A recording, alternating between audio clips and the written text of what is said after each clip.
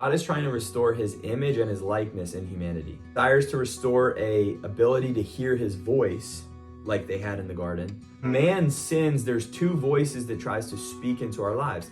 It's the voice of God that's trying to reconcile us back to him. Hey, where are you?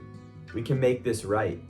Or it's the voice of the enemy that tries to speak and say, hey, you're naked. God doesn't love you. You need to hide from the presence of God. God's never going to forgive you. The voice of accusation, the voice of condemnation that gets us to say that, hey, because you sinned, you now should be ashamed. God is never going to love you again. God is never going to forgive you. God does not love you. He does not want to walk with you anymore.